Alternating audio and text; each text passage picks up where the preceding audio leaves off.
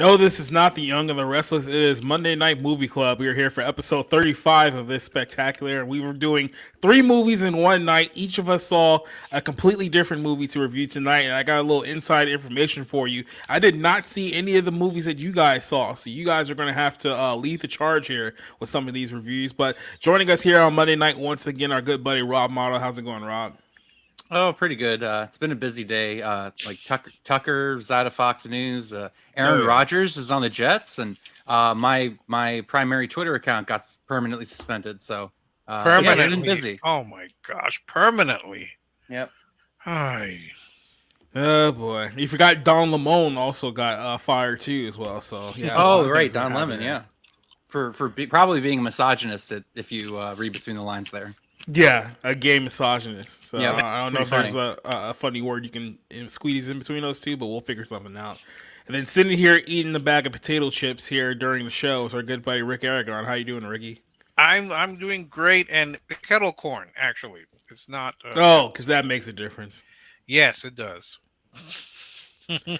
Yeah, so a lot of things happened today. I'm gonna wait and see if we're gonna cover the Tucker stuff tomorrow or whatnot. But I heard the news about Tucker. Everyone's celebrating like this, like they just slayed the dragon because Tucker Carlson is gone now. But look, if you've been paying attention to what's going on at Fox News, the writing has been on the wall for quite some time. I think ever since pretty much 2020.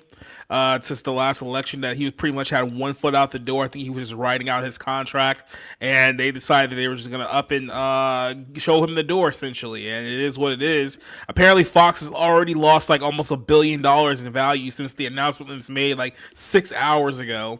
So, yeah, good job, Fox News. Because I think Tucker was probably the last reason why anyone was watching Fox News at this point, and you just got rid of that last guy. So, yeah, they're going to be going through it for a while. Don Lemon left CNN. He's gone as well. I don't think anyone really truly cares about that because there hasn't been any financial blowback about Donnie Boy leaving his spot. They've been trying to get rid of him for a while now, so I wouldn't be shocked if they saw the Tucker announcement. It was like, this is our chance. We can get rid of him while everyone's talking about Fox News. So he's gone. He'll find some podcast with some schmuck. Will dig him up too. And then, of course, the Aaron Rodgers news. He's officially going to the Jets, and the Jets are officially the third best team in the AFC East now. So, congratulations, Jets fans. You'll probably go 8-9 and miss the playoffs because you're not better than the Bills. If Tua is healthy, you're not better than the Dolphins. And depending on how Mac Jones is, you're probably not better than the Patriots either. But at least you got Aaron Rodgers, so there's that, right?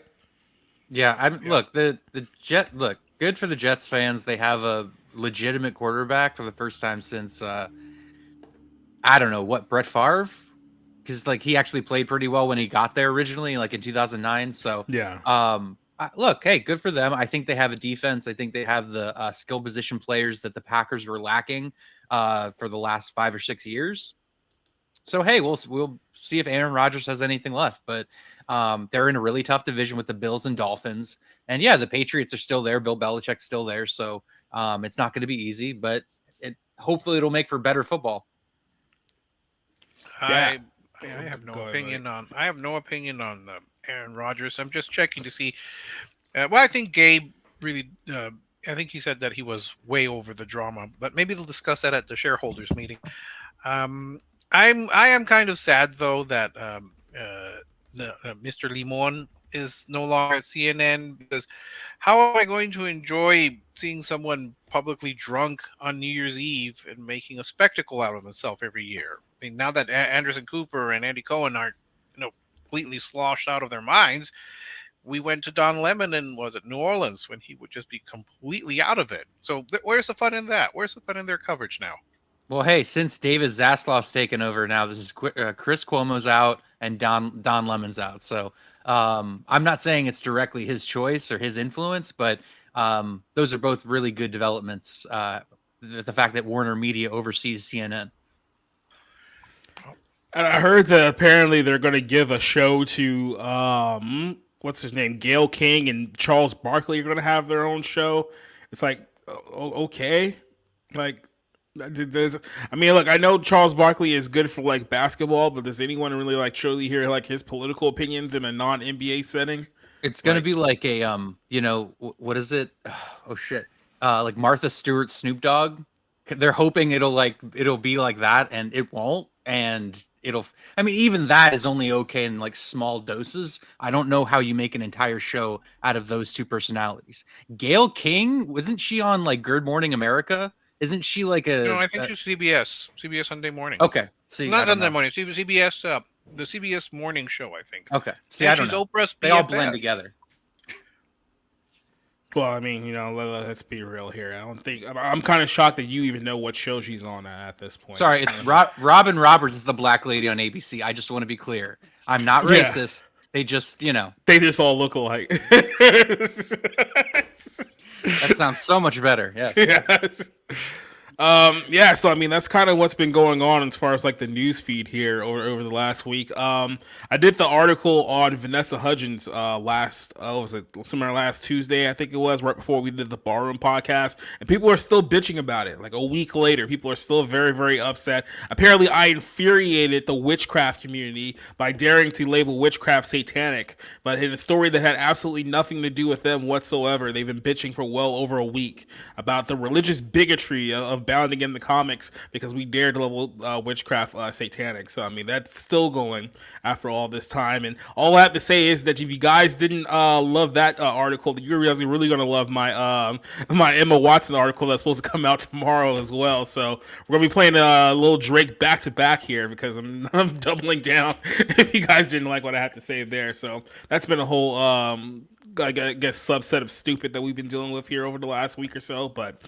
It's been kind of a rough couple of weeks as far as movies go. I mean, obviously we broke up this show for 3 different movies, but I'm looking ahead right now. I haven't entirely decided whether we're going to do another review next week or just call another movie night on Monday night, because the only thing that's coming out next week is Are You There, God? It's Me, Margaret. I already saw the show. I saw a screening of it 2 weeks ago. It's not good. It's not a good movie.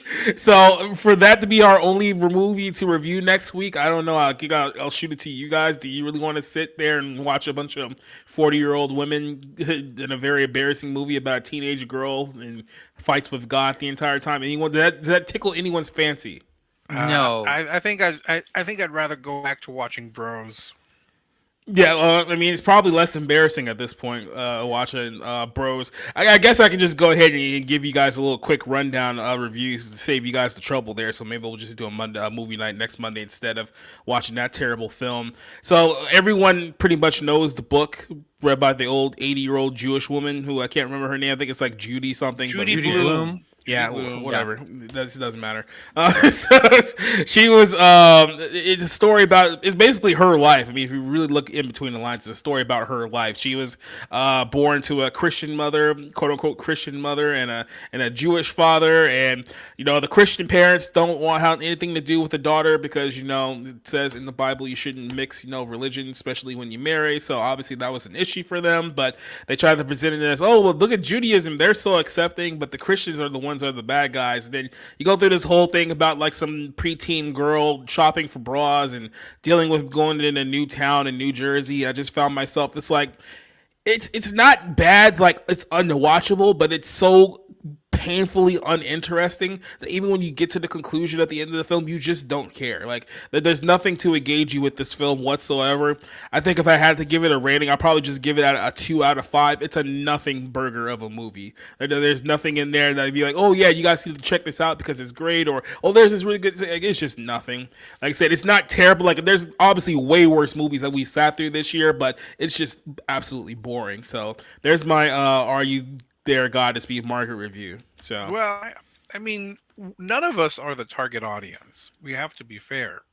But even what I would imagine would be the target audience, which would be like the tween girls who might read this and see it as some sort of coming of age, their generation's little women. I don't think they will be rushing to see it.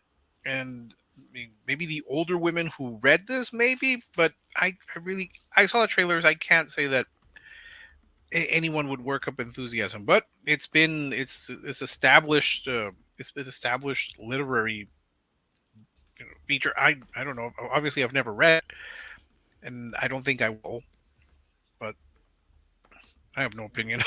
yeah Yeah, it's the kind of thing that I would pan. I mean, look, even at its best, like even if it was engaging, it's still kind of about like, you know, finding yourself and like being a fish out of water is what I'm assuming. You know, kind of like feeling alienated by your own family and then finding your new accepted family or community or whatever. But it's just I don't know, just sounds like collectivist nonsense to me, but It it is. could be good. I remember the book when I was a kid, like growing up. I remember Are You There, God? It's Me, Margaret. I don't know if it came out in the 90s or if it came out in the 80s and was just a popular No, kids book. But I think it came out much earlier than that. I mean, oh, I okay. really don't know. It's been around for a while. Yeah. Um, I'm puzzled by one aspect though. This thing about it's the Jewish mom and the Christian dad. The Christians not being happy about it. Now, think Jewish theology, at least Orthodox and conservative, teach that the dog would be Jewish because you trace it through the mother. Correct. Reform, it could be the father or the mother. But there are some Jewish sects that are very particular and don't want like a half Jewish child, and I don't think Christians would be that upset. I don't mean they'd be secular. Both of these parents could be secular, and then it wouldn't be an issue. Puzzled as to why that is important at all. But again, not having read the book and not going to see the movie unless I'm forced to, I can't really. Like I said, that this isn't even a movie that I would force you to go watch just out of spite. I mean, it's just such a nothing, an absolute nothing of the film. Like I would rather force you guys to go watch a foreign movie if there was a good foreign movie out there, but I can't even find that this week. It's like they didn't even try. They're just like, let's just fast forward. I mean, unless you guys want to watch the George Foreman movie, does anyone care about that film? I kind of could, but It's like not. so here's what you got here. You have that movie, which no, George Foreman movie, who cares? You have Polite Society, which is like an Indian feminist movie, which no, who cares? I don't want to see that shit. And then you have the Shisu movie, which is like another World War II movie about some crazy guy killing Nazis. It's like so Nazis bad. yeah, Nazis exactly. bad. Because if there's one thing that we haven't figured out here in the last 100 years is that the Nazis were the bad guys. Yeah. Yeah, and I think we were even talking about this, me and you, Rob, on like another show about how like audiences, movie-going audiences, like in Europe and other countries, are just sick and tired of like the constant Nazi movies. It's like, okay, we get it, like we we fucking get it at this point. It's like, can you guys give us anything else? But I mean, that's it. That's all that's coming out this week, and it's not a very motivating time to go watch a movie right now. And then in 2 weeks, you'll get Guardians of the Galaxy 3. So. Yeah, we're in a good time, right? Well, here, look, we're about to hit the 1 year mark, which I think started in June of 2022. That was our first show, Jurassic World Dominion, if I remember correctly. And so we're gonna do a bunch of shitty movies in May. We're gonna do Guardians of the Galaxy, Fast 10, and the Little Mermaid remake. Yeah. And it'll be full circle. And so, how many movies in a year were we excited to talk about? Very few. But you get representation. Come on, guys. You get representation. You finally get a black Disney princess, which we've never had in the history of all mankind. And we're going to have family playing again. This time we're going to have like 91 This time Rita Moreno. with Brie Larson and Jason Momoa. There To you go. two people who are very, very lovely actors who aren't insufferable in any way whatsoever. I mean, So- what has Jason Momoa been in to be insufferable? You know what I mean? Like, what is it? Just No, I Aquaman just or- meant like as a person. I was. Oh, talking yeah, about, like, yeah, as an actor. yeah. No, Yeah. he is No, pretty Brie Larson is more smart. insufferable as both a person and an actor. But Okay. yeah.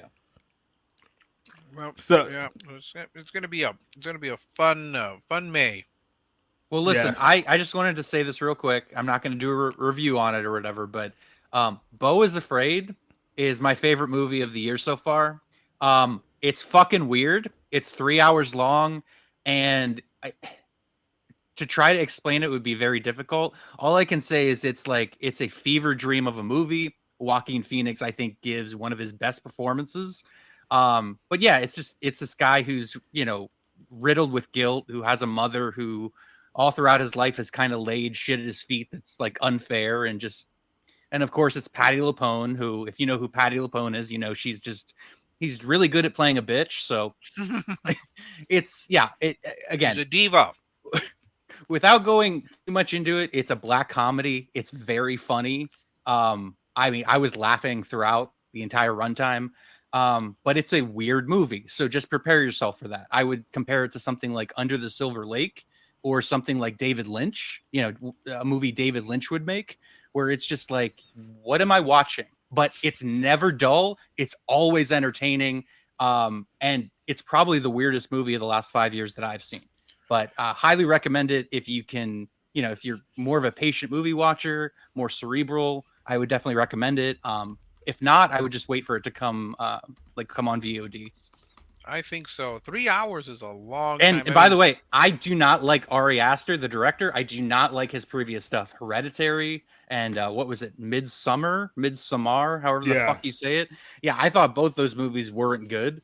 This one was a lot more up my alley. I really liked it. I actually liked Hereditary, but I hated Midsommar like with a passion. So I'm kind of split on him as far as his last few episodes. I've never seen any of the films, and having suffered through a lot of 3-hour films last year, I don't know if I could sit through another 3-hour film. Though I am slightly surprised that you seem to enjoy it because it's very divisive. You enjoyed Blonde as well, and that was also very divisive. You seem to enjoy that, but I don't know. The trailers made me think that this is a low-level Wes Anderson type film, especially after seeing, was it Atomic City or whatever, the newest Asteroid City.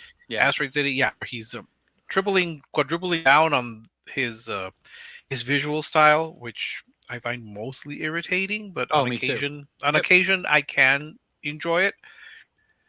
So I saw a trailer and I thought, I don't know if I could see this, and especially after 3 hours being suffered through Hollywood Babylon and I saw that this weekend too. My God. A 31 fucking minute opening. A 31-minute opening. And I watched Cleopatra this week and Kingdom of Heaven. So trust me when I say I know what indulgent filmmaking looks like. What a piece of shit. What a piece of shit that was. And by the way, the rattlesnake fight, she fights a rattlesnake. Yeah. She fights a rattle. And by the way, Margot Robbie looks really good in this movie. Really good. Really good. Probably the best she's looked in years. Character. So it took the smallest amount of character for me to give a shit. There was no character here whatsoever. It was just this kind of annoying entitled. Well, it was like 5 minutes into the movie, you see this like obese Hollywood producer getting pissed on by a prostitute who ODs like 2 minutes later. And this is supposed to be like a celebration of Hollywood, because you get to the end and they're playing like a montage of like the greatest films like ever created. It's like, this is how you guys celebrate Hollywood, by showing out the absolute degeneracy that you guys have hidden behind the scenes for so many decades. And it's so try hard. It's such an obvious attempt at, hey, please give us awards. Please give us your attention, Academy. Look, we care so much about Hollywood, and we're celebrating it in this ridiculous manner. Mm-hmm. Doesn't make any sense. We did warn you. We did warn you that this was going to be a horror. Yeah. I don't think any of us, Jacob didn't like it. I didn't like it. Christian didn't like it. None of us did. And we told you, but no. There's a reason why it's my worst film. Why I would still watch The Gray Man. However, I will say there is one really good moment with what's her face? Oh my God. I can't think of Jean. I can't think of her name, but Jean Smart, where she basically tells the guy, it's like, look, your career might be over. It might be completely over for you. But when you're dead and gone, people can still revisit you and revisit that, the story that you told time and again. And that is what makes movies special. So there's at least one scene that's sort of paid, an homage to what the movie industry is, but it's too little too late. You know what I mean? But you didn't like My Girl's Pussy, sung by the not Aname Wong, as the midget was jumping on that dildo pogo stick behind the scenes? You mean the degenerate sex and drug parties that totally don't go on in Hollywood anymore? That was the thing in the past. They don't do that anymore in modern day, right? What about that endless sequence where she's trying to hit her mark and say that one line to the microphone. Oh my god, dude! Don't you think that went Insufferable. on? Yeah, don't you think that went on far too That long? was actually Yeah. one of the few things I did like about the movie. That was one of the few things that didn't irritate me because it was like, okay, it actually feels like you're doing a movie and you're doing like kind of behind the scenes of the behind the scenes. But outside of that, like all the other self-indulgent stuff, there was no reason that movie needed to be 3 hours and 5 minutes long. Absolutely none.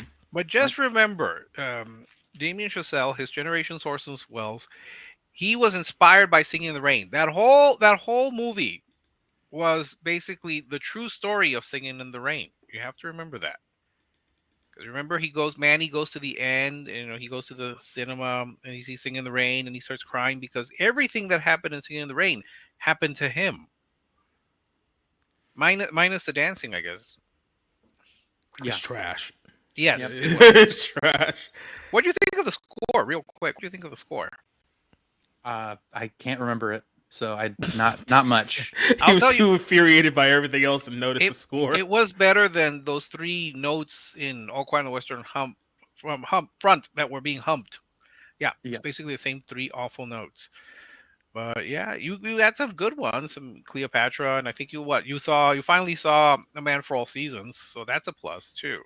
Yeah, no, these all good movies. Well, I'm intrigued to know, but maybe in another time, I'm intrigued to know what you thought of those. Because Cleopatra, apart from the entry into Rome, boy, that was long. And A Man for All Seasons is a film that should be better known, in my opinion. yeah. I mean, there's things. I mean, there's things like some of the outfits are just. It's like yes, okay, it was the mid '60s because you can see the sort of. I don't want to call it hippie influence, but the pastel colors and yeah. So and then Richard Burton delivering his dialogue. Look, Richard Burton's a very good actor, but again, I've seen Scrooged way too many times to not just see Bill Murray giving Richard Burton's dialogue in Cleopatra to the homeless dudes, on the street. So there's little things like that where it's like you've been influenced by so much that you're seeing this thing from 50 years ago. It's a shame, though, because like I told you, AMC did an excellent documentary about the making of Cleopatra.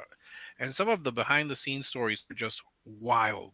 I mean, it takes a lot for the Pope to call Elizabeth Taylor an Iraq vagrant because she's going from Eddie Fisher to Richard Burton in scandal to end all scandals. That's just one small aspect of it. The production was insane. The film almost killed Joseph Gowitz. You know what's funny is that there's this movie that's being recommended to me on HBO Max that came out like a decade earlier with I think Joan Collins, and I forget what it's, but it has something to do with like I think it's Egyptian. It's not Greek, but it's called The Egyptian. Okay, so yeah, and so I'll probably check that out soon. But she was up. I think she was up for Cleopatra. But let me tell you, Elizabeth Taylor looks absolutely breathtaking in this movie. She looks I mean, she fits Cleopatra, the bill 100% as Cleopatra in terms of how she looks and how she was dressed and all of that stuff. Yeah, absolutely. Yeah, but it's not historically accurate. Now that she looks like Jada Pinkett Smith. The real Cleopatra. Cleo, the nympho of the Nile, looks like Jada Pinkett Smith. She does not look anything close to Elizabeth Taylor. So there you go. Well, we're going to go ahead and get started with our review portion of the show here. We'll give a quick shout out to everyone who's joining us tonight. Duke is in the chat with us once again. Alex versus Evil saying, hey. Yeah, no, that would be a hilarious disaster, but I don't think that that's going to happen. Cassie somewhere harassing the anti-witchcraft bigots here in the chat with us here tonight. Yeah, there's a lot going on. I know JEC is also here. He says Singing in the Rain was a silent era actor dealing with this. Yeah. Same with the Earl. Yeah, like the whole Cleopatra thing, by the way, it's like we're literally resurrecting the We Was Kangs meme again, like unironically. It's like they really want you to believe that no, Cleopatra was black the entire time. It's like, guys, like just because do you really think that everyone in Africa is not black, people? Like I don't know if you guys know this because you've never actually been there, even though you idolize it and make it part of your entire identity, but not everyone in Africa is black. So That's frustrating. Well, let's go ahead and start off with Rick's movie because that's the one no one cares about. Chevalier. No For the lies record, detected. just, just for the record, Jacob, no, not everyone in Africa is black because they're all in Europe. Oh, okay, there you go. And by the way, they were also the Jews too. They were also the real Jews as well. So they were everyone. They were literally everywhere, everything all at once. So You know, there was for a long time a strong Jewish community in Morocco and in Egypt. Okay. No, Thank I'm you. just pointing I out mean, to for I get what you're saying, but it's just like it's so irritating that we even have to have this debate in 2023 because people are just so dumb. But yeah, I get it. But let's start off with your film over here. This lovely movie about so how was this sold to you when you first saw like the preview for it? Because my understanding was they were essentially telling a story about a black musician who maybe got held down in the helms of history because skin color and stuff like that. But oh I yeah. saw a preview of this once, and it seemed like the most obnoxious pretentious crap I could possibly think of ever watching in my life. The premise here is that you have a resurgence of Chevalier St. George's, a French Caribbean violinist who composed and rose to fame through his musical prodigy. However, the complicated love life and the racism of the regiment of the French, leading to a falling out with Marie Antoinette and St. George's, realize that things must change. So it's literally a social justice movie set in what? The ancien regime, pre-revolutionary France. Yeah. All right. Well, I actually saw endless trailers for Chevalier, which is very, I believe, rather fanciful biopic of Joseph Boulogne, the Chevalier de Saint Georges, I'm sorry. and What? the It's Chevalier, French nonsense there. the Chevalier de Saint Georges. So I guess what really puzzled me, and they put this in the very first scene, is this unknown musical genius bested Mozart playing the violin. And that's how they open the film. Mozart is giving a concert, and then this very confident man comes up and challenges him almost to like a duel. And being Southern, the devil went down to Georgia. First thing that popped into my mind when I saw this. So obviously, it's a shocker. He's black. So he outplays Mozart to a shocks Mozart because obviously any random person, regardless of race or ethnicity or gender, can pop up and challenge Mozart to a fiddle duel. It's the most natural thing in the Mm-hmm. world. And then from there, we go back to when he came to France. He was he was a biracial son of I think a white planter and a black uh, woman. Though I believe that she was a slave. Though I'm not. The movie does not make clear if there was a genuine love or was just the owner was stripping, forcibly the mother, and so he becomes a great swordsman.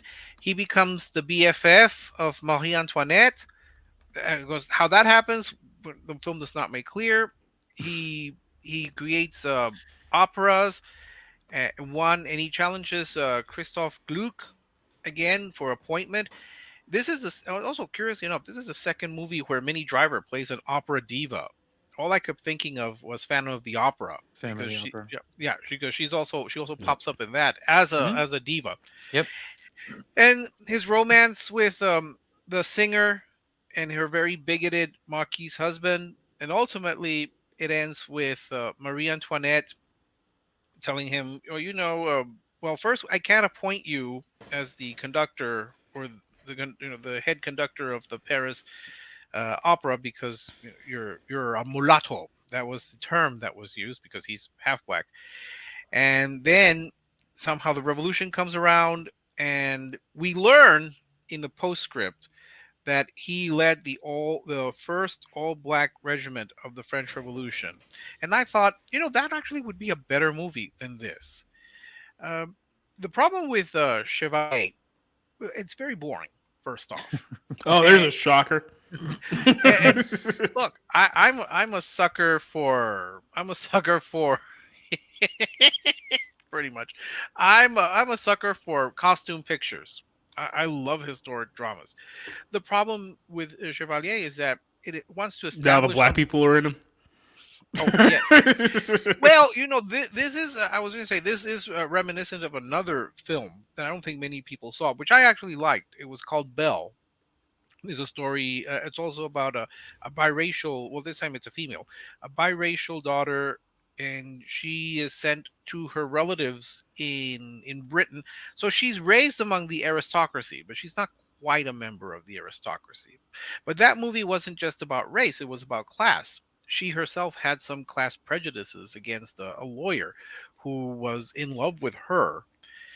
With this one, it's a lost opportunity. I think I said that in my initial comment. It was a lost opportunity. This could have been a fascinating story, really, but the one of the problems is that this movie does not feature a lot of what I presume would be the Chevalier de Saint Georges music. Granted, we do learn also in the postscript that a lot of his music has been lost to history. Such fucking horseshit. I'm sorry, but like whenever they do this, whenever they were like, "Oh, hey, we're gonna talk about the historical person that wasn't they weren't properly, given their due because of racism or sexism," and then it's like, "Oh, but the proof to actually show our work is somehow lost." Well, I mean, I don't know. I mean, they mentioned that Napoleon reintroduced slavery and he ordered the destruction of a lot of the Chevalier's work, but I don't think we ever heard much of the Chevalier's music. What we heard in the movie is supposed to end with this very climatic concert where he's going to defy the queen, he's going to defy the racist marquis, and play the music that will stir the revolution Uh-huh. onwards. They storm the Bastille, or I'm not sure if they might have already stormed the Bastille by this point.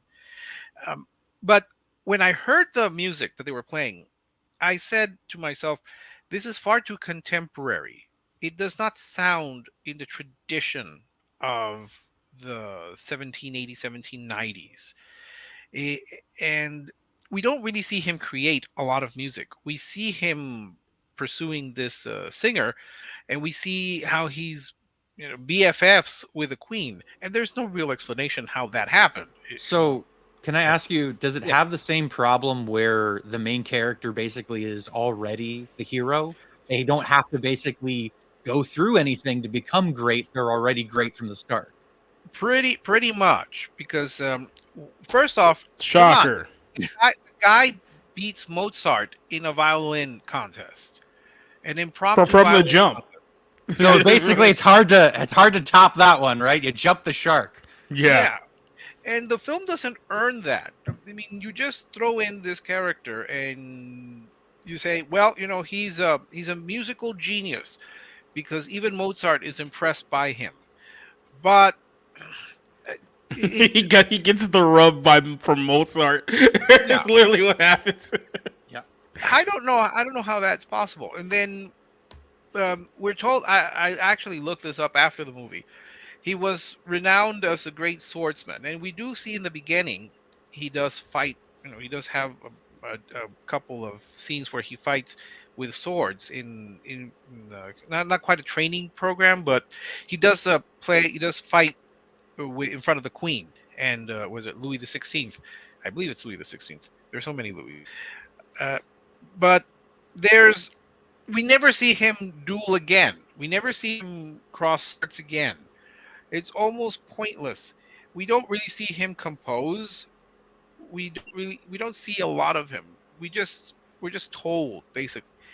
I wish that the film had taken the time to give us some of his music. Even whatever music we actually have that has survived. They did this with Amadeus. Of course, granted Amadeus. We have all of Mozart's music still in existence, but we don't see the Chevalier create. That was an issue for me. We see him kind of just sternly uh, complain or tell people how great he is. only once was there any real sense of emotion after we found out that the Marquise has killed the child that the Chevalier fathered with his wife, Hmm. because they had been having an affair. That's the only time when he actually rages and shows any emotion. The rest of the time, I thought he was blank, and we get constant references of, oh well, we're not going to appoint because you're black. Oh, we're obviously we're not going to compare you to the Gluck because you're black. And my thinking is, I wish we had seen that actual uh, battle between these two composers. I don't know how you could say people like Mozart, Gluck were bad and inferior. Now I'm just thinking of like a rap battle between like their friend and Mozart. So, Mozart and the Chevalier. Yeah, I thought it was a wasted opportunity. I thought it would have been better if you had focused on his Revolutionary War, uh, French Revolutionary War activities as he led the Old Black Brigade. And I also thought, they could have done a film about other historic figures. I mean, you could have done one about Toussaint Louverture in Haiti. Uh, I said to myself, if you wanted a good film about a black composer, let's have the Duke Ellington story. That would have been much more interesting. The Really, the thing with Chevalier is you have the trappings of a costume drama, but your main character doesn't earn any sense of that this person's a creative genius or this person is even interested. If you made this character a white character, let's just say that you made him white, I don't think anyone would have cared because there would have been no interest in this person. yeah, the selling part of this entire movie is the racism. That's what they're selling the audiences. It's like, hey guys, more victimhood because you guys have always been victims. Don't you guys know that no one in the history of Earth has ever been more oppressed than black people? That's the selling point of the movie.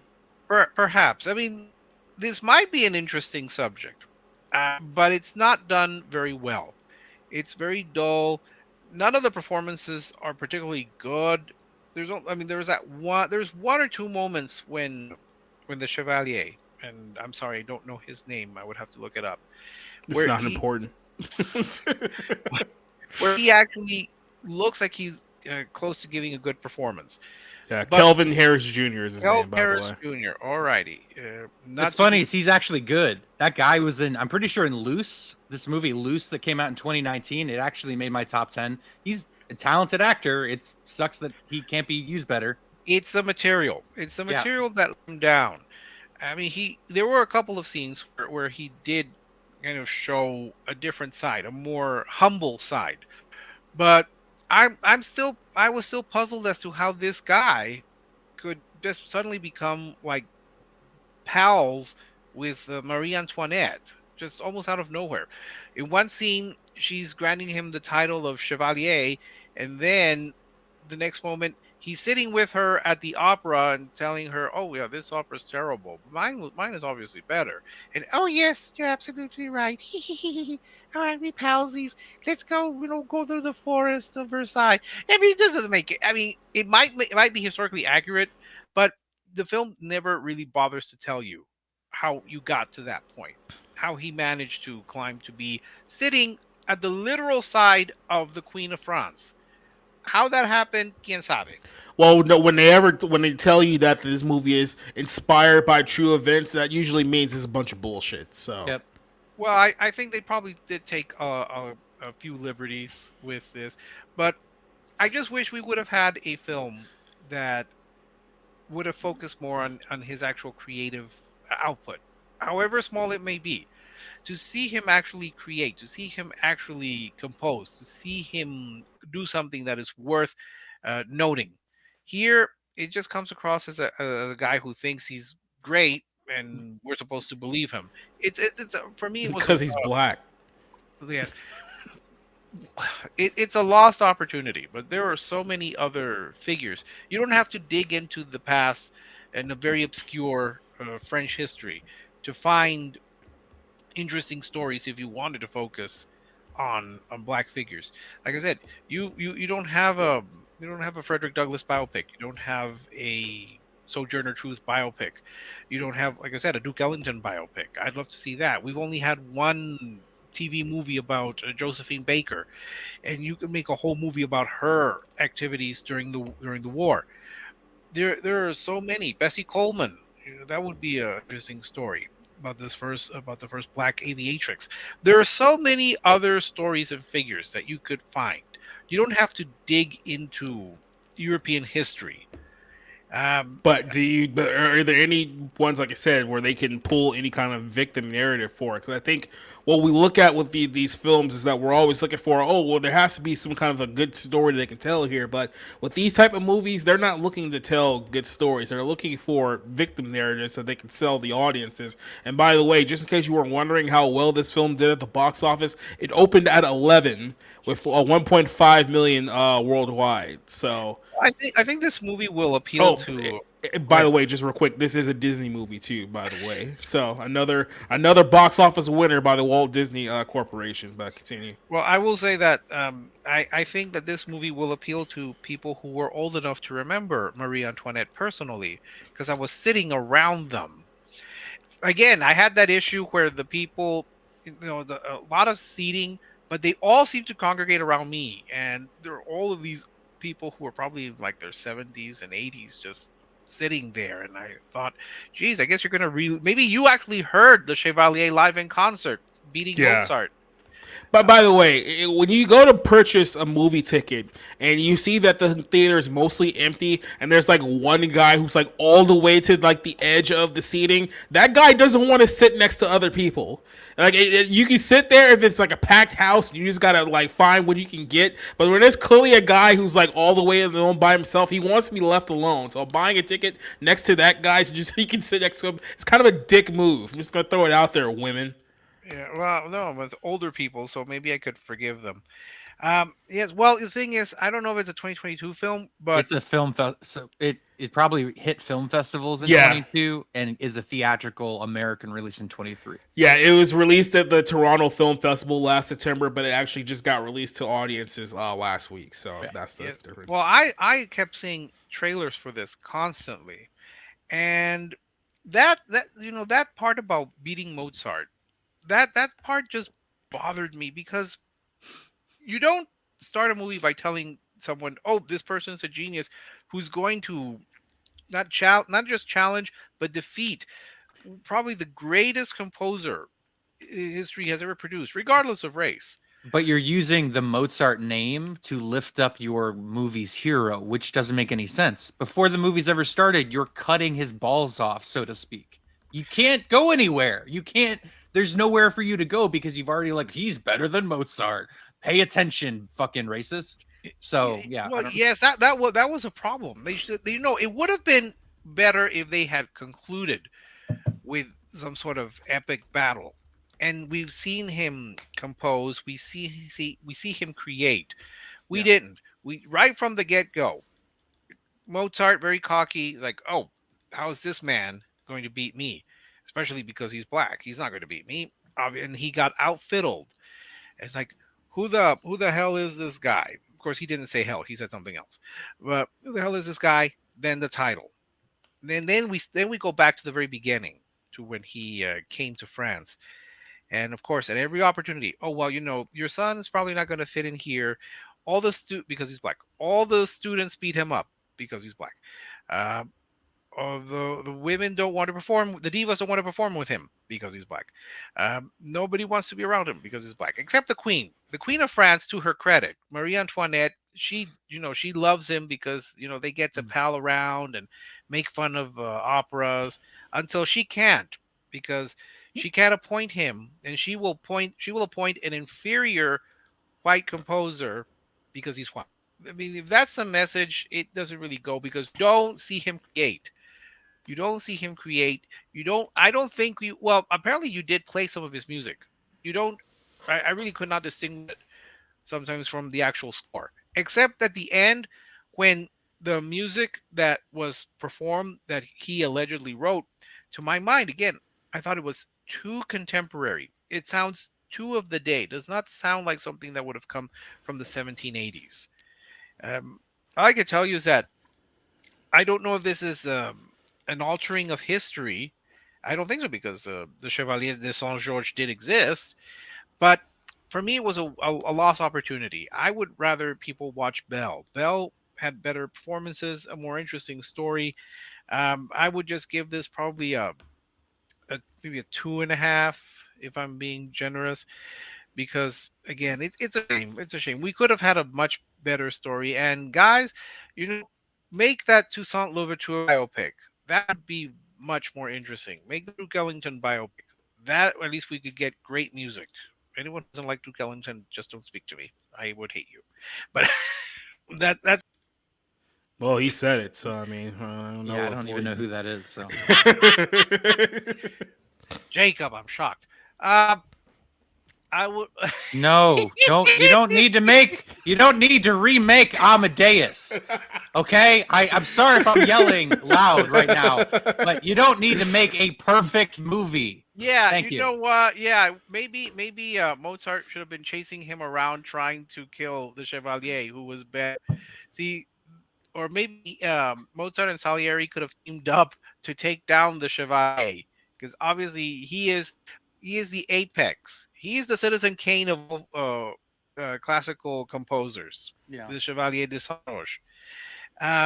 Make fun of it, but me again, I go back to the same thing. It's a lost opportunity. I really wish they would have focused more on his creativity than on his romances with these opera singers, and given him a better director who could have drawn out a performance. I mean, a couple of times they did have a good performance, but no, I'm gonna give it a 2.5. It was one of the disappointments of the year, and I'm tired. I'm glad I don't have to see it because I got tired of that trailer. Endless trailers. Yeah, like I said, I saw it quite a few times. It was always just pretentious to me. So it's like it sounds like everything I thought that it was going to be. And I'm glad you're the one who took the bullet for us this week. Watch this lovely, lovely film that no one's gonna listen to after we're done here. The show. No, nobody's going to watch this, and maybe it'll inspire them to do research. Maybe we'll get to actually hear some of his music, which would be interesting. But hopefully they'll make a better version of his story. No one's listening to classical music these days. Everyone's listening to like Billie Eilish or like some rapper who died 5 years ago. So that's Or the what? only two That music options we got EW40 now. is he still? Is he performing still? Well, it's funny you mentioned that because something we didn't talk about on the Barroom podcast. We talked about how E40 got into it, got kicked out of his courtside seats, and then the Sacramento Kings, like 2 days later, posted basically an apology to E40, saying that it was a misunderstanding. He wasn't standing up in front of people, and the Sacramento Kings are actually very strongly into social justice. By the way, we just want to let you guys know that, and we'll invite E40 back anytime. Hopefully, he comes back. It was just a complete dick tuck, kneel down, licking of the boot by the Sacramento Kings. But then again, it's Sacramento, so it's like, what were we expecting, right? Well, the Sacramento Kings could open their games by playing some of the Chevalier de Saint Georges music, and then we would have more social justice, I guess.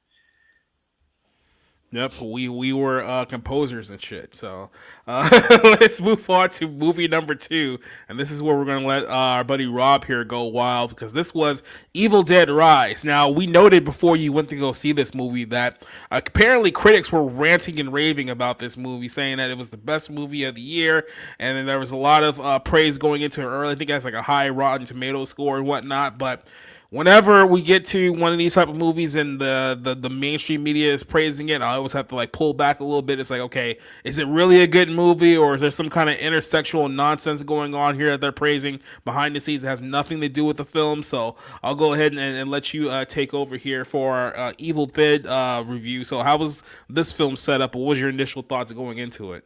Yeah, I mean, my antenna is kind of up for that stuff, the messaging, the social messaging, whatever, when it comes to new movies. Yeah. I don't think that this movie had any of that. I don't think that it failed because, it was trying to cater or pander to any one audience or group.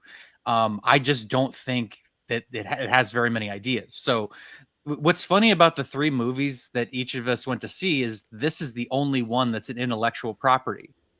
Evil Dead is the only intellectual property among the three. And, I've had a really good relationship with the Sam Raimi Evil Dead movies, Army of Darkness. They're really enjoyable, entertaining horror movies. I still contend the first Evil Dead is a genuine horror movie that's supposed to freak you out. Some people think it's funnier than that.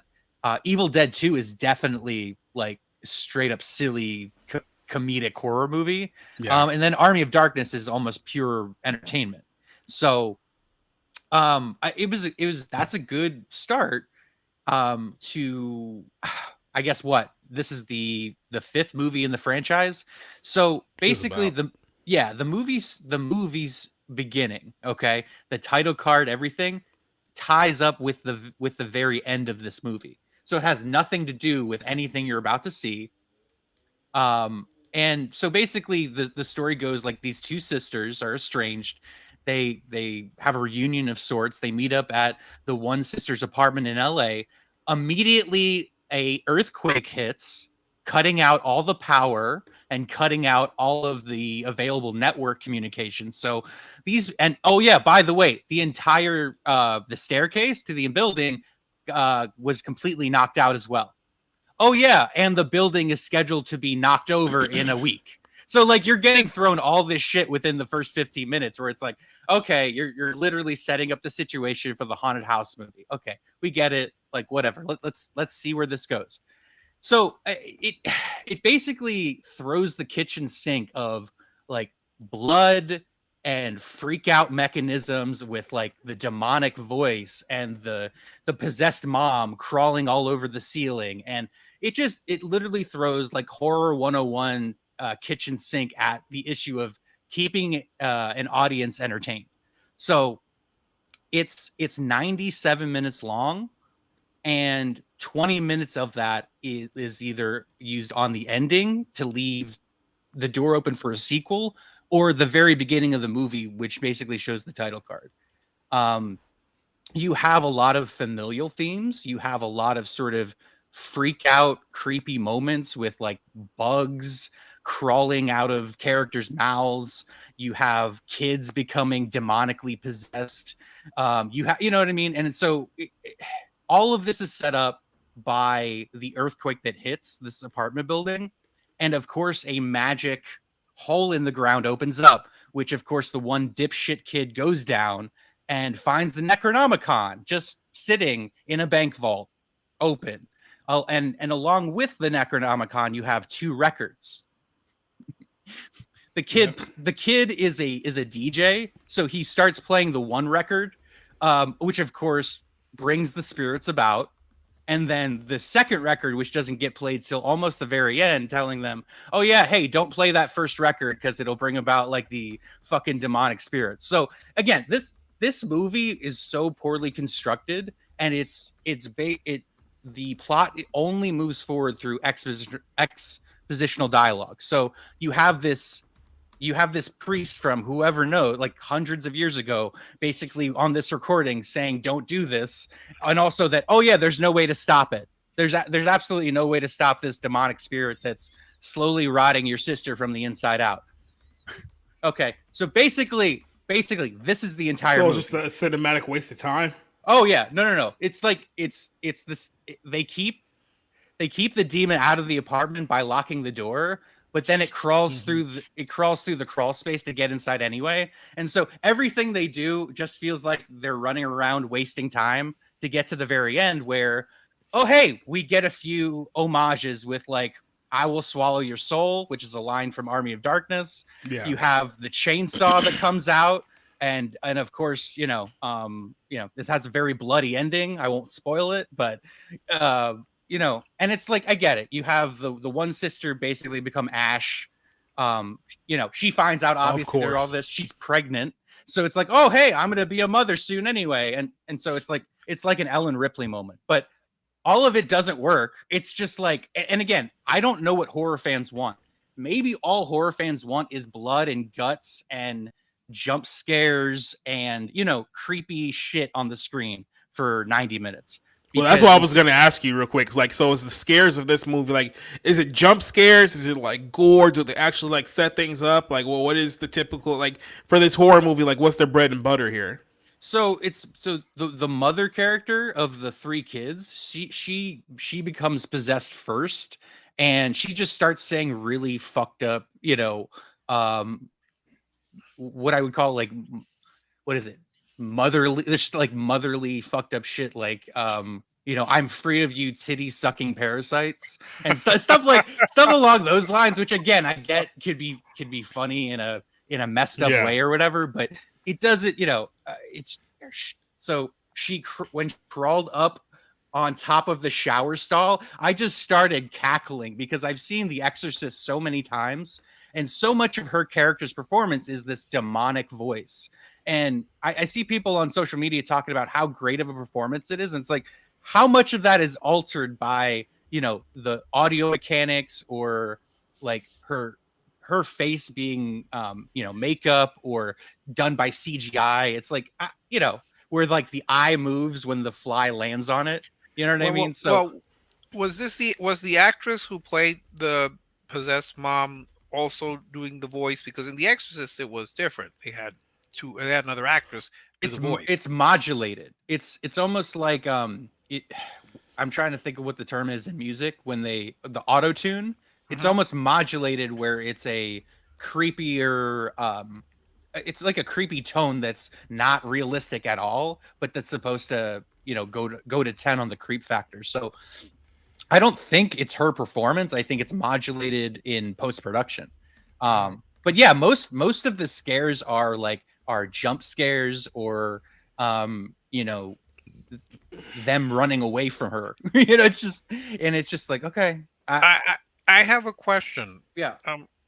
Why, I know maybe this is me thinking too much in logic, but why didn't they label the records and say play me second, play me first, or don't play me, or play me? Why didn't they just put the label on it? I think you could get away with it because it's a stupid, like, it's a 12 or 13-year-old kid who's into DJing, and so he was just excited to sort of, because he's looking through the Necronomicon and kind of like terrified but fascinated, and he just doesn't put it together. But honestly there could be something I just completely missed, but I don't think it was there. No, I'm just curious. And then I saw the trailer. What does Que Sera Sera have to do with anything? Or nothing? I don't know. They don't play that. I thought that would be. I thought nothing would summon the spirits of darkness more than Doris Day. Yeah, I mean, and the priest kind of gives you the background information on the creature, that its main goal is to just turn whatever's innocent into, complete evil. And so, it basically possesses two of the three kids. So I'll give it props for at least, kind of going there and at least having some stakes. But of course, it's kind of up to the sister to save the little girl, and, saw this fucking monstrosity in half. There you go. I mean, did you see the Evil Dead from 2013? I believe it was. I have not. No. Okay, so I only watched it maybe like once or twice. Like it's not something I would like go back and watch. It wasn't that good, but it was with Jane Levy, and it's pretty much like kind of like the same setup. It looks like they took a slightly different turn here with this film, but I think as JEC said earlier, it's like you guys just did an Evil Dead remake not that long ago, and there's a lot of the same stuff that's in this movie apparently that was in the last one. So it just kind of makes me think it's like, then what's the point of them trying to, I guess, rebrand all of this all these years later? Are they just that desperate to keep this franchise going, especially now that Bruce Campbell said that he can't physically do it anymore? It's like, I don't really know what the end game of this is, but it seems like everything they did in this movie, they literally did in the other one not that long ago. Well, it's a low bar, because it's like, for them, it only cost a minimal amount of money to make. I think I read it was like 10 or 15 million. Yeah. And they've already made 40 million worldwide. I mean, it's like they don't have to do much. It's like you stick a familiar name on something, and it's like you have the blood gushing out of the elevator from The Shining. You have, the Terrifier, Terrifier 2, sort of like bloody death scene. You have, the homage to The Exorcist being on the ceiling, the like creepy crawly figure and back sort of like you can hear it cracking as it like morphs into this creature. So there's things like that, and I suppose it keeps an audience's attention for an hour. But yeah, and then you have like the neighbors in the hallway who are slowly getting killed off one by one, which is how they get access to the shotgun. And they're just there for cannon fodder. Is that what you're saying? Yeah, it just feels like a lot of like we're throwing shit against the wall, and we have a few references for the franchise fans, but hey, they don't expect much, so that's fine.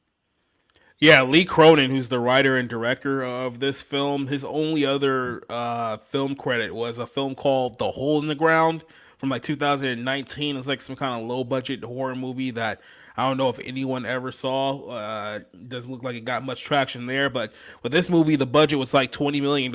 So with marketing, it probably has already made back its money as far as that goes. Like I said, that's the thing with a lot of these. I wouldn't call this Blumhouse, because I know it's not Blumhouse, but this is kind of like the Blumhouse model. It's like, well, we're only going to spend a certain amount of money on the movie, and because it's low budget, if we can just get enough buzz and marketing behind it, we can make our money back and then justify a sequel down the line, and that will have, more interest because people's already seen what we've done with the last film. So it kind of feels like that's the marketing play that they're going with this one here.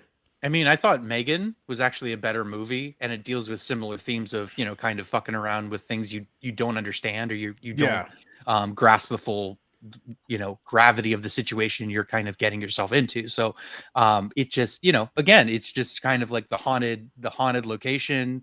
They run around, they end, she's a guitar technician. So that's why she's able to wire the elevator power back and able to get to the garage level to end the movie. So, it makes sense. Yeah. So what would you give it out of your rating out of 5? I'm trying to be nice. I would probably give it a 2 out of 5. Coming out of the theater, I was kind of pissed off and I wanted to give it 1.5 out of 5. But I'm harder on horror movies than the average person. Yeah. But it's just like in terms of the plot and the characters, they were almost not non-existent, but just flawed and just kind of half thought out. So yeah, I give it a 2 out of 5. The way that I've always viewed horror movies is like this. It's like, did it leave me unsettled, or did it get me at any point in time, like during the movie? Because I mean, horror movie, you're supposed to be scaring the crap out of people. That's kind of the whole point of this film. But the way that they've attacked horror films over the years, it's like everything is either like a jump scare, it's like, or they just build up like these loud noises, then something will just go boom and they scare you with the sound and whatnot.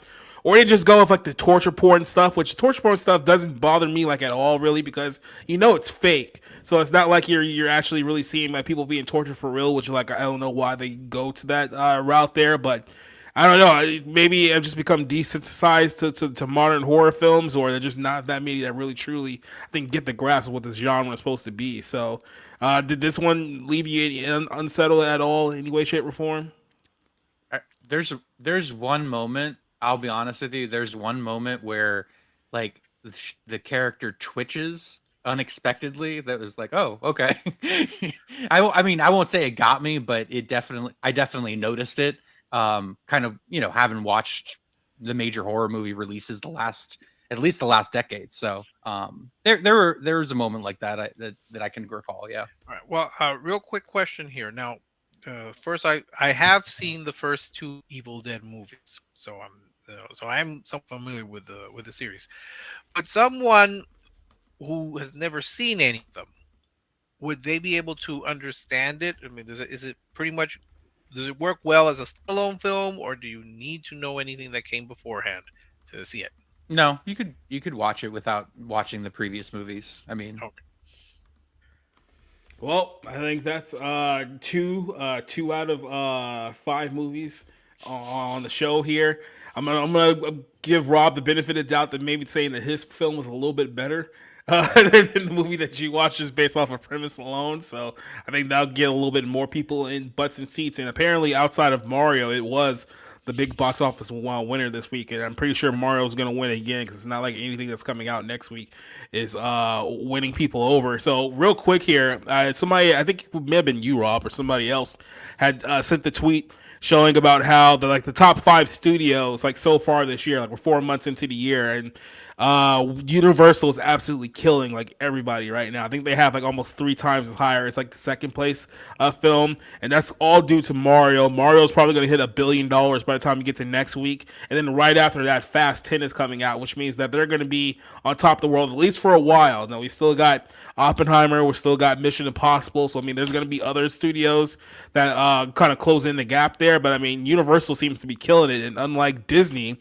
Universal has really taken advantage of being kind of like the new family-friendly home for like entertainment. Because with Disney pushing all of this questionable crap on kids, people just don't trust their brand anymore. And Universal, and I said this in the chat too, it's like Universal is no different politically or ideology than Disney is. The one thing that they do have is that they know how to shut the hell up and say nothing and be like, "Oh yeah, no, come watch Mario," because that's the movie you're gonna take go see all your kids. They're not trying to like subvert you like, was it Lightyear and Strange World and all these other projects that are coming out of Disney that are just extremely questionable. At least Universal is smart enough to know how to just lay out and be like, "Oh yeah, come show our movies. Like, here, we'll give you a little bunch of yellow turds. You can go see $1 billion on this crap." I know this guy down here will probably like that movie because he was the only one that enjoyed that Minions. Yeah, I enjoyed it, but then again, I understood the target audience and I accepted toddlers.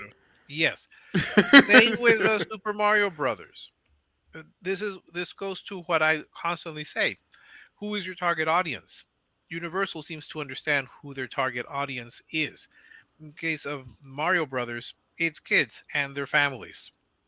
Yep. In the case probably of Fast 10, it's those fans who have stuck with the series for a long time. They're going to just double down on the overt ridiculousness of it all.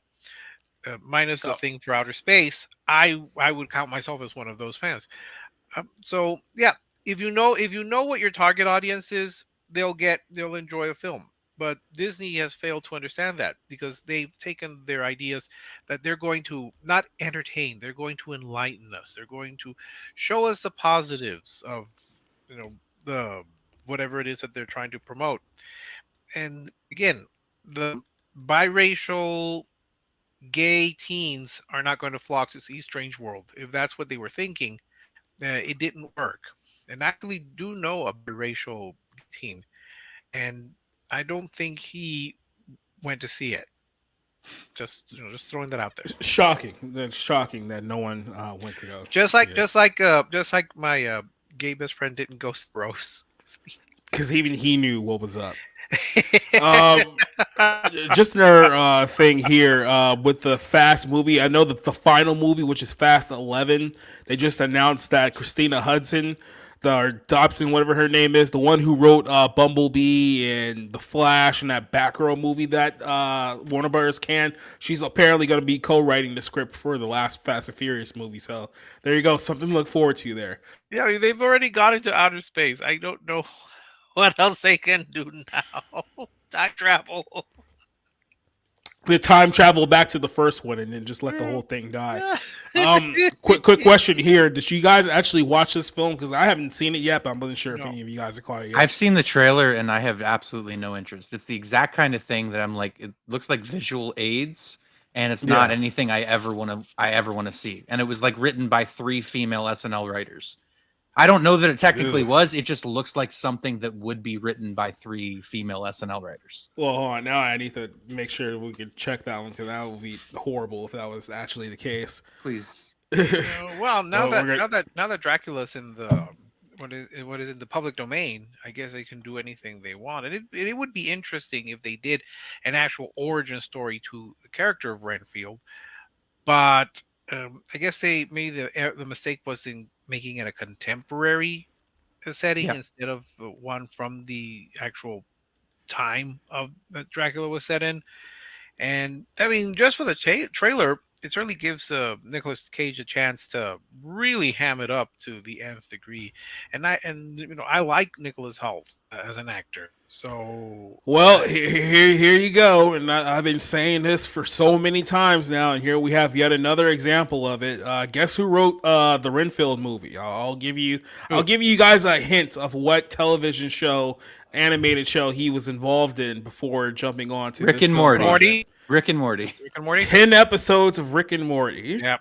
There you go. So yeah, Rick and Morty writers are just taking over Hollywood now. Like almost every film that you're seeing in theaters now is written by someone who at least did 1 or 2 episodes of Rick and Morty. Like this is where we are now with our entertainment. So there you go.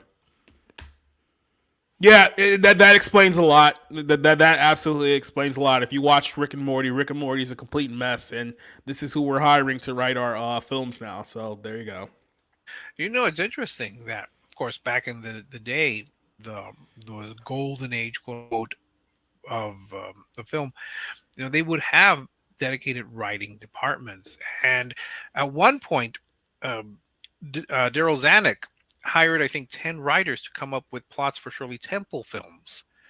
And now you're getting them from animated series. I'm puzzled as to why we're getting all of these animated writers to write feature films. I don't know if any of them can make that jump.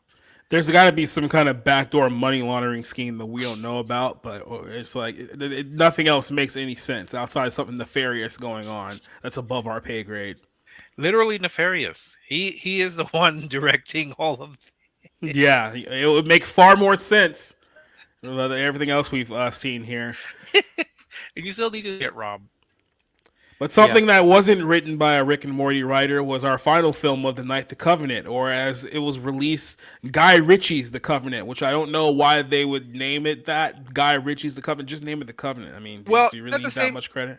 Is there another film that's called The Covenant? Because remember, this happened with The Butler, and there was an very old silent film that was still in copyright, so they wouldn't let them release it as The Butlers, and they were forced to call it Lee Daniels The Butler. Yeah, Rick, there's 3 movies called Halloween, and they're all in the same franchise. You think Hollywood cares about naming rights as far as these movies go?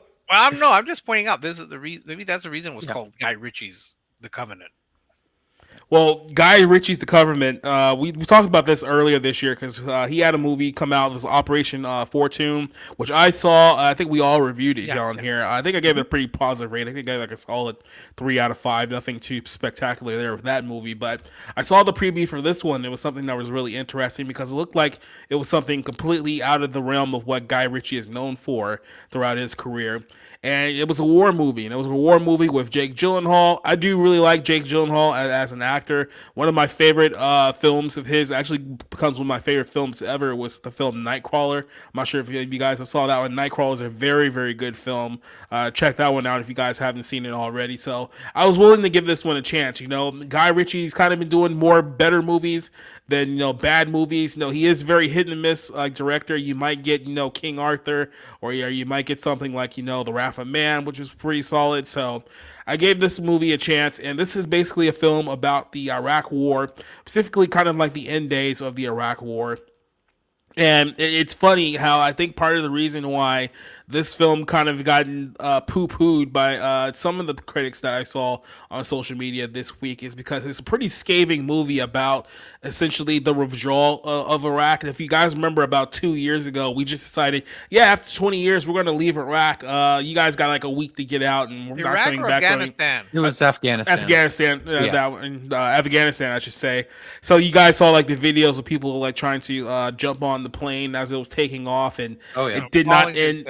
It did not end very well for them because they don't have Iron Man suits to survive fall from 500 feet in the air. So I think we know how that ended well for them. But it was a mess. Like, it was a mess. We left weapons, we left soldiers, we left intel, and then after it was all said and done, the Taliban basically retook the entire region like overnight. So all that time that we wasted, all the money, all the bodies, and all that stuff, it was completely for nothing. And this film did get the adult back in the in charge. Remember that the adults. Oh yeah, the adults are back in charge, exactly. But no, we got this film which criticizes not just the war in general. It's not just like, oh, it's another typical like anti-war movie that you would see like during like the Bush era. But this movie tells a story about Jake Gyllenhaal, who leads a little small Marine unit out there in Afghanistan. Sorry, Army unit, I should say. Army unit in Afghanistan. And there's an interpreter who is by the name of Ahmed, or Muhammad, whatever you want to say. And his interpreter is basically there because it's like, hey, if I interpret for the United States, then they'll give me a visa. I can come to America, get my wife and my kid out of this war-torn country. So that's kind of the motivation, like for him, right? And what happens is that they essentially get ambushed by the Taliban, and they were looking for like a weapons depot. They were looking for where they were building bombs. They find it. They get completely outnumbered, and then it's essentially Jake Gyllenhaal and this guy in the middle of the Middle Eastern desert by themselves, trying to escape from the Taliban. They're being completely surrounded by him. Jake gets shot. He gets headbutted pretty bad, pretty bad concussion. So literally, Ahmed here is dragging him throughout the course of the desert and whatnot. And they do manage to survive. They do manage to finally get out of there. So once Jake fully recovers, he finds out that the U.S. didn't exactly hold up their end of the bargain by helping him get to the United States. So now he's on the run. Ahmed is on the run in Afghanistan, where he is a known enemy of the Taliban because he helped the Americans. So they view him to be a traitor. So it's like, well, I would be dead right now if it wasn't for this guy. So I'm not going to leave him here. So it's like, I'm going back. I'm going into enemy territory to find this guy. You give me the visa that I need in order to get this guy and his family home to the United States. And this is kind of based on a true story, based on what's happened here with John Kinley and this interpreter here. And one of, like I said, the big scathing things about the withdrawal of Iraq is that there were so many people who in Afghanistan who helped the United States, who helped the military interpret the languages there for them, so they can figure out, get intel. They can speak to the locals and things of that nature.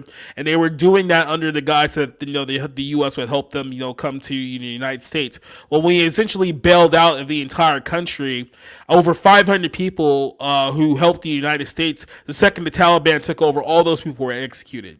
All of them, and then their families were basically made an example out of being traitors to the United States. And it's one of the many terrible stories that happened throughout the course of the whole withdrawal here. And I think a lot of people, why they didn't exactly like this film is because, well, who was the person who was in charge during the withdrawal of this nation? It will be the guy, President Potato, as I like to call him, was currently in charge. And people don't like making those parallels. Can't blame Bush, and why talk about Afghanistan whatsoever. But well, in the words of Uncle Joe, go ahead. That was 4 days ago, 5 days ago. There's a bit on Family Guy where Adam West literally goes, "I'm a potato." So there you go. Yeah, so I mentioned another movie like Jarhead. It's not quite like Jarhead. I don't think it's quite that dark. The tone is a little more subdued, a little bit more realistic here. Jake Gyllenhaal, like I said, he's basically just playing a military leader, and he's kind of one of the higher ups. Obviously he has people that he answers to, but he knows a lot of the commanders. He shows up wearing jumpsuits and stuff like that. He's one of those type of casual warhead type guys.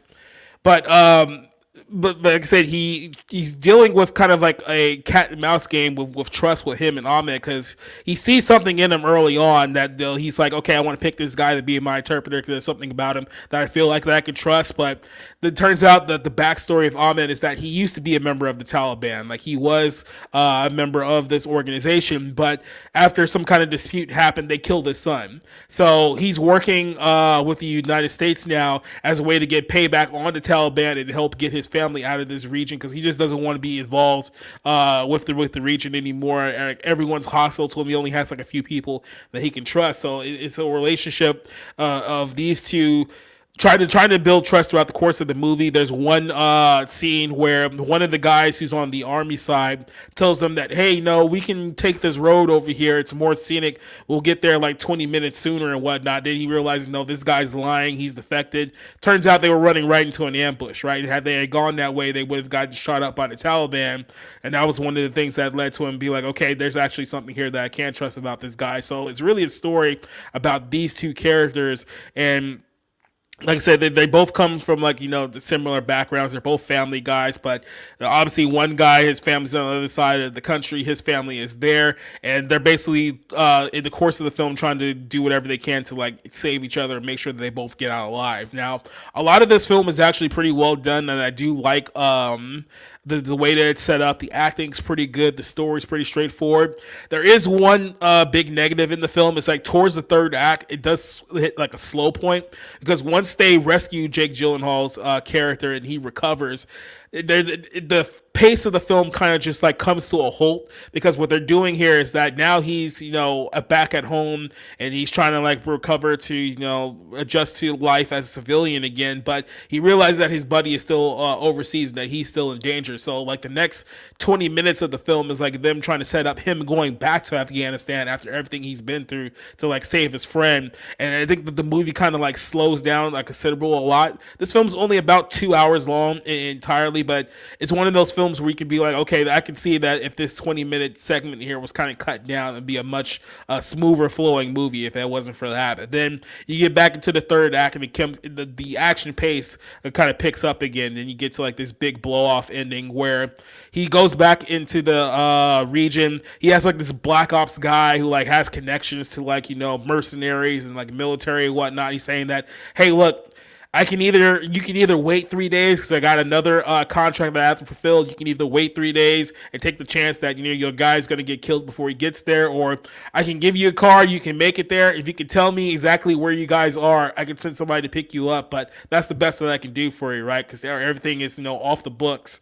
But so there's a lot of aspects of this film that I truly do like, and it's not nearly as patronizing or as a lot of, like you said, a lot of like the Bush era anti-war movies are. It's basically just criticizing the fact that, hey, look, these guys really did put their lives on the line in this region to help us out, and we just left them high and dry. And that's kind of what the overall message of the story here is. Is there any questions that you guys had for me here regarding the contents of this movie? Well, I mean, it almost sounds something like because I love espionage thrillers, like spy thrillers. Yeah. And a lot of those movies, you have agents or whatever who get burned. And I don't know that anything like that happens at the military level. I think that that's on a I'm sure things like that happen. I don't know. Yeah. But it's hearing you talk about it, it almost sounds like that, where it's like, hey man, I'm counting on you to be there with to get us out. And it sounds like it's kind of up in the air whether, you can even trust your own government to get you out of a spot they put you in. And then there's a scene in the movie where Gyllenhaal, after he got saved, he's like trying to get high-ranking officials on the phone. He's literally calling people for like over 40 days, just trying to get anyone to be like, "Hey, look, we need these visas so we can get this guy out." And everyone's like, "Oh, can you please hold? Oh, we'll call you back tomorrow." It's like they're playing like it's like but trying to schedule a doctor's appointment like through your insurance. You got to like play phone tag with these people for like over a month just to get what you truly need, and no one's really helping them. So it gets to the point where it's like, well, screw it. If you guys aren't going to help me, I'll just go out there and get the guy myself. You just make sure that you have those visas ready, which you promised them in the first place, and then we can get the guy out of here. So yeah. Well, Ricky. No, I don't really have. I mean, it does remind me a little bit, not in the same plot, but it does bring back memories of 13 Hours. I don't know if it's the same director or anyone's involved. No. Because that was Michael Bay. Yeah, but Michael Bay, they all start blending together after a while. I like 13 Hours though. 13 Hours was a far step up from all the Transformers crap that we got in between there. So. Oh yeah, I think I gave it an A. I think it was. You think of Ambulance, Rick. Gyllenhaal and Michael Bay worked on Ambulance together. Yeah. There you go. Well, yeah, I guess, but no, I think the story's pretty straightforward the way you're describing it, and it's pretty much what we saw in the trailer. I don't have any questions, but it does pique my curiosity to go see it. I want to see it. I was just too packed with so many things that I needed to do, and I just didn't squeeze it in. But now I'm intrigued. But do you think it's a little long? That's one question there. Do you think it's like I said, it has a pretty solid momentum up for like the first hour and 20 minutes of the film, and then there's a point where you really start noticing that the pacing is starting to like fall off there. And it's like it's somewhere like not right before like the third act, but it's right in that time where it's like, okay, here's like 15-20 minutes of just filler and talking and like Gyllenhaal's meltdown and stuff like that. They probably didn't really need. If they had kept up the the pace towards that ending part. I think it would be a much higher ranked film for me. But yeah, you do start to notice the time just a little bit later in the movie. Yeah, it doesn't slow it down. I mean, it doesn't stop it cold completely, but it kind of slows it down, and then it Yeah. takes a while for it to pick up again. That's the impression I'm getting. Is that correct? Yeah, yeah. Like I said, it takes a while for them to get back where they were, because they have to essentially like make a pit stop with the story, because the action is pretty much gone. Like once they're out of the desert and he's back home, it's like, okay, now we have to like press the brakes a little bit before we can start going back into the war zone that he left in the first place. So Well, it makes it sound like it was there just to build up the drama and maybe give Gyllenhaal a chance to show his dramatic chops versus just the action and battle scenes. So, yeah, I mean that's my only impression of that. And another thing, like the cinematography of this film is actually pretty good, like really, really good. I'm trying to figure out exactly where they filmed this. I think they actually filmed this like in the mountains of like Spain, which is really weird because it does kind of look like, I thought that maybe they had filmed this like somewhere in like Jordan or something like that. So like a non-hostile Middle Eastern like country, like maybe the UAE or something like that. But the fact that they actually filmed this like in Spain and made it look like it was like legitimately the Middle East, the costume designs was like pretty well, and like the sets that they had set up to make it look like a small rundown Afghanistan town is pretty solid as well. I would say that the Taliban part of the film, like you get the obviously like the threat by numbers, because obviously they have like a lot of, you get to see like kind of the head honchos of like the Taliban. You only really see them like in phone conversations with like some of their stooges being like, hey, the Americans are here. It's like, well, go kill them and send me like their heads and stuff like that. So that's kind of like a letdown here too, where it's like there's not really like a true villain. The villain is just the Taliban in general. You know what I mean? So it get a little bit of closure there. But outside of that, I mean, there was a lot of stuff that I really liked about the movie. The only problem I could really point out about the film was kind of the pacing, and I told you about the pacing issues, but this is one of the better films that I've seen so far this year, in a very, very, I guess you could say, almost lackluster year so far, at least at this point of the year. We're almost like a third of the way down, and there's only a handful of movies I can think of that were truly like solid films, but this is one of them. So if I'm giving me a rating for this film, I say it's about a 4 out of 5. I think it's probably the best movie you'll see in theaters at the moment with everything that's out right now. I don't know the full lineup of like all the movies that are out there, but I mean, it's between like this and Mario out of like films that will be like recommended, and Mario you're only going to go see that with your kids. So I mean, outside of that, I don't see any reason why you would go watch that film. So yeah, this is probably the best film experience that you can get at the moment. Guy Ritchie's The Covenant, and I say this.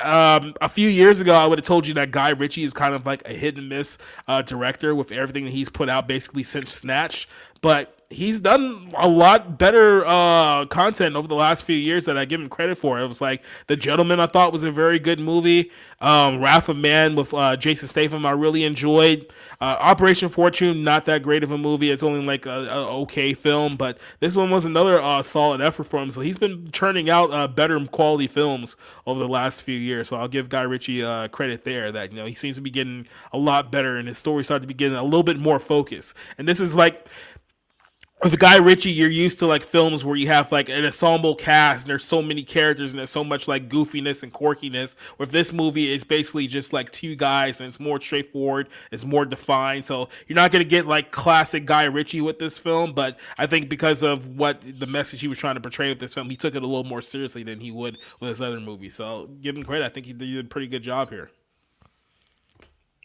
Yep. All right. Well, yep. I have nothing to add. Well, that was our show. Well, now it's time to say goodbye to all our family. MICKEYMAOC. Is that the way that the show goes? Yes. Well, we're going to go ahead and then wrap things up here, let you guys know what we got coming up here. So before we go ahead and do our kind of our outros here, so are we doing a movie night Monday night rather than doing a review of movies that we're not motivated to go see? Sure. Yeah. Yep. All right, then. Well, just to let you guys know, this Saturday night we will be watching Blue Streak on Saturday night, and then I guess we'll have to spin the wheel to figure out what we're watching on Monday night as well. I mean, we technically could do that now, but I haven't really set up the wheel from the last one, so let me go ahead and see if I could just pull this up here, and we can that way I have more time to actually prepare. So here's the wheel. Let me pull it up here. So if it lands on Blue Streak, we'll just spin again because I actually haven't had time to take this one off yet. So it won't be Blue Streak next Monday, but it'll be one of these 9 films: Road Games, Twister, Evasion USA, Class of 1984, CB4, Labyrinth, Real Men, Street Fighter, and Tremors. So here we go. I've not heard of some of those. Yeah, I went really obscure with some of these movies. So Thank you, God. Tremors, Street Fighter. Wow. I haven't seen this since I was 6. So, yep, Monday night, next Monday night, we'll be watching Street Fighter. And here's a little shocker for you guys here. I actually have not watched the entire Street Fighter movie from start to finish. So it'll be an interesting go for us there. If you watched this last weekend, me, Rob, and Cider watched The Cable Guy, and I thought that I knew the movie was bad. I thought there was going to be more irony behind the badness of the film. But no, it was just a straight up bad movie. Nope. So yeah, we kind of ended on a fart there last Saturday night. So I've never seen it. I've only heard of it. I did think about it when I was at Medieval Times. It did come up in conversation. Yeah, I think Rob brought up that you had mentioned like Medieval Times and like some other conversation that we had that because that was like in the movie. It's like this does seem like something that Rick would be interested in. One of these days, I'm hoping. Saturday is either got a soccer game or a baseball game. So it's always tough. At least it's minor league baseball. It's not even a real baseball. What are you doing? It's all we can get in El Paso. I guess you don't want to make the drive to Arlington, huh? You that lazy? That's like a good 8 hours or 7-8 hour drive. I think it's like 6 hours from here to San Antonio. No, I'm not doing all that. What about Houston? That should be even longer, though, right? Yeah, that should be. Yeah, I think that's longer. I think I could get to.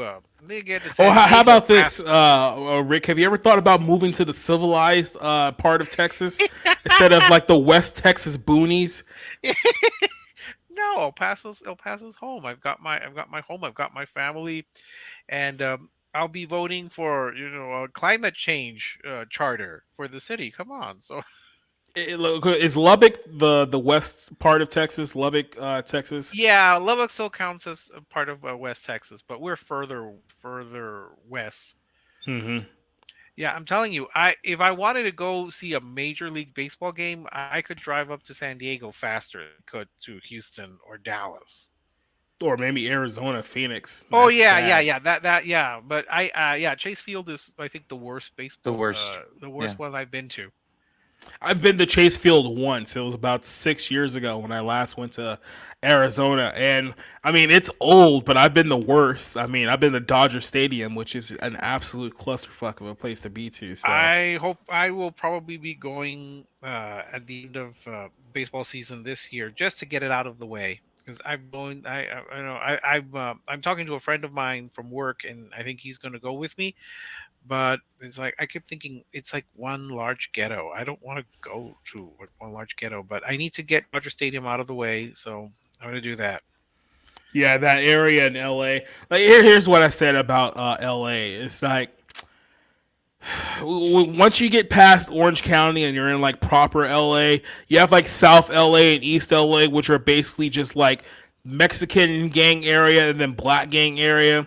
Then you have downtown, which is like nothing but homeless people. So then once you go above downtown, you can split 2 ways. You can go to like the Burbank side of LA, which is basically where all the film studios are, or then you can like go to like the west side of like LA near the beach, which is where basically all the celebrities and all the Satanists are. So you have to choose like which way you want to go. There's no winning in Los Angeles whatsoever. Like you the one that enjoy LA is like leave. That's the most enjoyment you're going to have going to that area.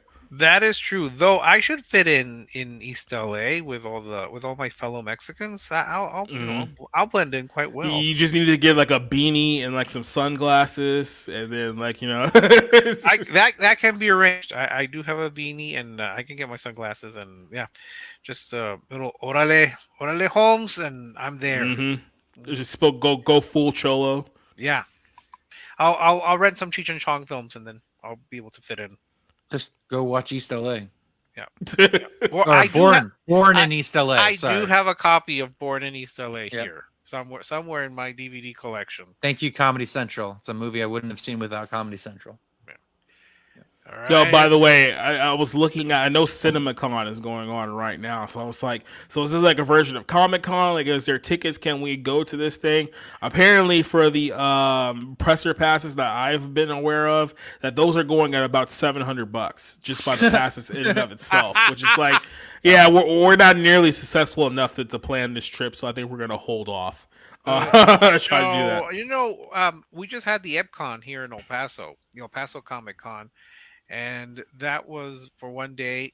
It was like $35, and surprisingly enough, I don't know why, but the Rockies tickets were less than that. Well, I think we talk about this last week, how the A's have officially announced that they're moving to Vegas too. So the city of Oakland is going to lose 3 professional sports teams in essentially a 5-6 year span, because the Raiders are now in Vegas. The Warriors just jumped to San Francisco, so they're gone, and now the A's are going to be going to Vegas too. So no professional sports for Oakland. Literally, the only thing you could possibly do there right now is get your car jacked. That's pretty much it.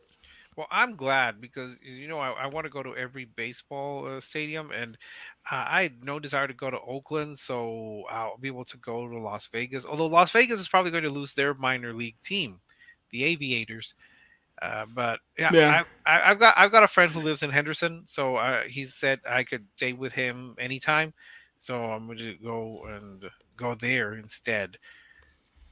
And if no, well, Gabe and I went to see the Golden Knights. That for him was the big thing. Yeah, we did that last night. I mean, Yeah. last year went to a Golden Knights game. Pretty solid, but they tend to choke during the playoffs every single year, and I think they're playing right now. I'm not sure if they're currently choking or not.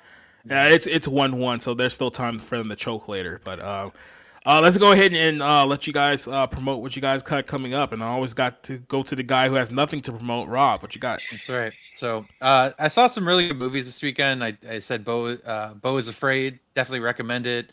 It's weird, but it's definitely worth checking out. I saw this Western called Brimstone, which coincidentally was filmed in Spain, which Spain seems like it's a very versatile kind of place to shoot all sorts of stuff.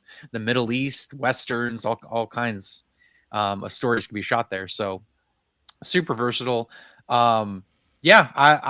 I don't know why 2023. It's probably because I've seen a handful of okay movies where I'm like, hey, it's gonna be a good year, but I don't know. I'm looking forward to Oppenheimer, which is coming out in July, and then probably nothing until Martin Scorsese's new movie at the end of the year. So, I was excited for this Ben Affleck, Robert Rodriguez movie that's coming out, and then I found out like the really stupid story idea behind it, where it has to do with like being psychic, and I'm like, okay, I'm out. Sorry, I mean, I can deal with like bank robberies and crime stuff, but like as soon as you get supernatural on me, I'm like, I'm out, I'm done. So, but yep, you can check out my Twitter. Hopefully, I'll get my original account back, but probably not. So yeah, talk about movies. Check it out. All right, and then hopping over to the booties over here. Well, I really don't have much to promote other than just my reviews that are coming up, and I also am looking forward to Oppenheimer. Of course, I'm also looking forward to Dune Part 2, and I'm not really looking forward to much that's coming up, but just more reviews. Hopefully, I'll get cracking on those, and yeah, just that's pretty much it. That's it. I don't have anything else to. I don't have anything. Okay, so tomorrow night we're going on episode 45 of the Barroom Podcast. We're gonna talk about Emma Watson coming out as a witch and a possible occultist. So yeah, as JC was saying, celebrities and Satanists. Is it redundant? I guess we'll find out tomorrow night on the Barroom Podcast. So we're gonna upset the witches once again tomorrow night. Charlie Nolt, who left ESPN for Outkick, and wrestling fans are really pissed off because she's also a former WWE WWE girl, but she talks about how she left because she opposes ESPN's policy on covering trans athletes. Talk about that tomorrow. Alec Baldwin dodges charges for the Rush shooting. We'll talk about that. Late night television has lost 50% of its ad revenue since Trump was elected. So yeah, that the whole thing has gone completely off the rails. And then very special, me, myself, Rob, and Cider will do a review of the Mighty Morphin Power Rangers Netflix film, Once and Always. I saw this earlier today, like literally like 30 minutes before we went live here. This is so unbelievably bad. I can't wait to talk about this tomorrow. This is going to be an absolute disaster. This might be my worst movie of the entire year. And I shouldn't even calling it a movie because it's only like 55 minutes long, but my God, this thing is terrible. Like, who thought this was a good idea? Oh, yeah, the gay blue Power Ranger thought this was a good idea. This is why no one wanted to be a part of this to begin with. So, yeah, suffer no fools. There's no anti-witch bigotry here on this YouTube channel. And then just letting you guys know that Wednesday night Black Pill stream, pretty sure we'll be talking about making witches mad again this coming week. Saturday night, Blue Streak with Martin Lawrence, and then I guess next Monday night we'll be watching Street Fighter as well. How was the Blue Rangers hair plugs? Forget the hair plugs. This dude has so much Botox and plastic surgery done on his face. He literally cannot emote emotion throughout the entire film. Like, this dude's almost 60 years old, and like his face is like a statue. It is horrid beyond belief. We'll talk about that tomorrow night. We're gonna have a lot of fun ripping that movie apart. But until then, we're gonna go ahead and get out of here. So thanks for joining us for another Monday night show. We'll see you for the Barroom podcast tomorrow night. But we're getting out of here. Adios. See you later. Bye bye. Should I even hit the intro? Or should we just end it? I guess we'll give him the intro.